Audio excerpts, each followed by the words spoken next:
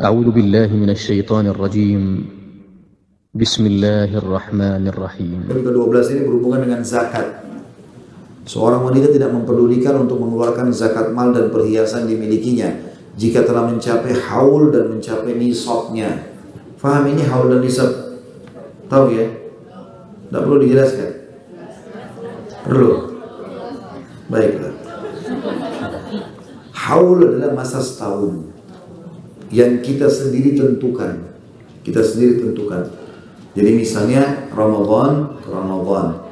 Jadi ibu-ibu yang ada di sini yang belum niat haul, niat aja haulnya Ramadan tahun lalu. Bulan April tahun lalu kan Ramadan. Berarti nanti Ramadan ini seperti tutup buku gitu. Ya, seperti tutup buku. Itu masa haul namanya. Setiap orang punya haul masing-masing. Cuma biasanya orang pilih Ramadan supaya lebih gampang. Juga mengejar pahala yang lebih besar lah istilahnya. Kemudian dikatakan dan mencapai nisab. Nisab itu maksudnya kadar minimalnya. Kadar minimal zakat 85 gram emas. Kadar minimalnya 85 gram emas. Jadi kalau ibu sudah mencapai masa setahun haul, maka lihatlah harta simpanan dan investasinya. Totalnya berapa? Kalau mencapai kadar minimal 85 gram emas, maka keluarkan 2,5% zakat.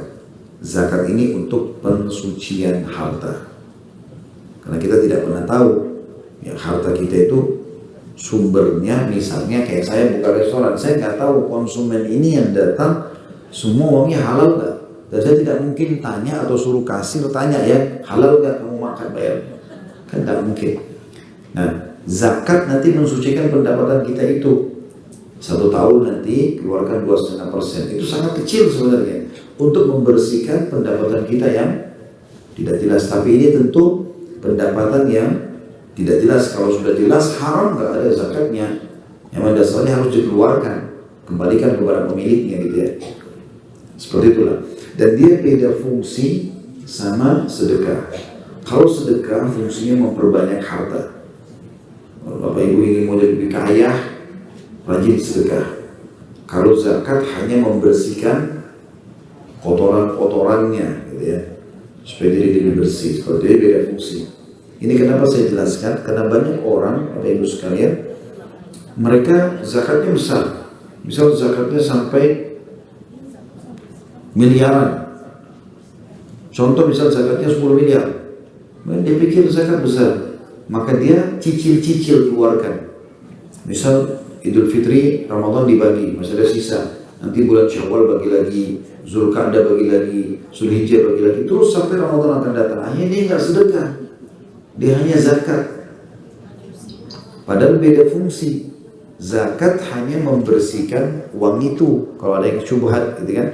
Tapi sedekah adalah membersihkannya, melipat gandakannya. Dan yang paling afdal, zakat dikeluarkan di masa haul. Ramadan habisin, Ramadan udah. Mau banyak ya semua, tetap banyak, keluarin aja semua. Ibu dan bapak tidak bisa habisin sendiri, masukkan ke yayasan-yayasan sosial. Mereka punya banyak kantong-kantong. Kami punya yayasan sosial, luar biasa banyaknya orang yang butuh bantuan gitu. Ya. Kasih ke yayasan, yayasan bisa kelola. Yang penting kita sudah keluarkan. Nah, kalau sudah pindah ke tangan yayasan, amil zakat istilahnya, mereka bisa mengeluarkan bertahap. Asal kita pemilik uang sudah keluarkan full, gitu. Mereka bisa mengelola, itu sudah fatwa ulama tentang masalah itu. Jadi beda fungsi ya. Termasuk yang ada, jadi ada juga poin yang perlu digarisbawahi dalam masalah zakat. Apa yang Bapak Ibu pakai, fungsikan sebagai fasilitas, tidak ada zakatnya. Seperti rumah, mobil, tas, sepatu, nggak ada zakat walaupun mahal. Kecuali emas dan perak ada zakatnya. Ya, perhiasan ada zakatnya. Nah, dia selalu ada nilainya. Tapi rumah, walaupun rumah itu besar, mewah, mobil ada sekian banyak, tapi kita pakai misalnya, semua nggak ada zakatnya. Kecuali perhiasan yang kita pakai, ataupun disimpan sama, simpanan atau dipakai sama. Saya ulangi di sini, poin nomor 12. Seorang wanita tidak memperdulikan untuk mengeluarkan zakat mal dan perhiasan yang dimilikinya. Jika telah mencapai haul dan mencapai nisabnya, seorang wanita wajib menzakati perhiasannya, baik perhiasan itu dipakai maupun disimpannya. Seperti fatwa Syekh Abdul Aziz bin Baz rahimahullah dan Syekh Muhammad bin Shalih Al-Utsaimin rahimahullah, dua ulama Saudi. Kendati pun masalah ini masih diperselisihkan di kalangan ulama. Lalu zakat itu salah satu rukun Islam dan pilar yang menjadi tumpuannya. Allah berfirman dalam surah At-Taubah ayat 34 sampai 35, A'udzu billahi minasyaitonir rajim, walladzina yaknizuna adh-dhahaba wal fiddata wa la yunfiquna fi sabilillahi fabashshirhum bi'adzabin alim, yawma yuhma 'alayha fi nari jahannam fatuqwa biha jibahuhum wa junubuhum wa dhuhuruhum. Hadza ma kanaztum li anfusikum fadhuku ma kuntum taknizun. Dan orang-orang yang menyimpan emas dan perak dan tidak menafkahkannya pada jalan Allah, maka beritahukanlah kepada mereka bahwa mereka akan mendapatkan siksa yang pedih pada hari dipanaskan emas perak itu di dalam neraka jahanam, lalu dibakarkan dahi mereka, lambung dan punggung mereka, lalu dikatakan kepada mereka, inilah harta bendamu yang kamu simpan untuk dirimu sendiri, maka rasakanlah sekarang akibat dari apa yang kamu simpan itu. Ya, jadi kita tidak boleh menyimpan semua ini karena tanpa mengeluarkan zakatnya, karena ini akan ada hukuman tersendiri.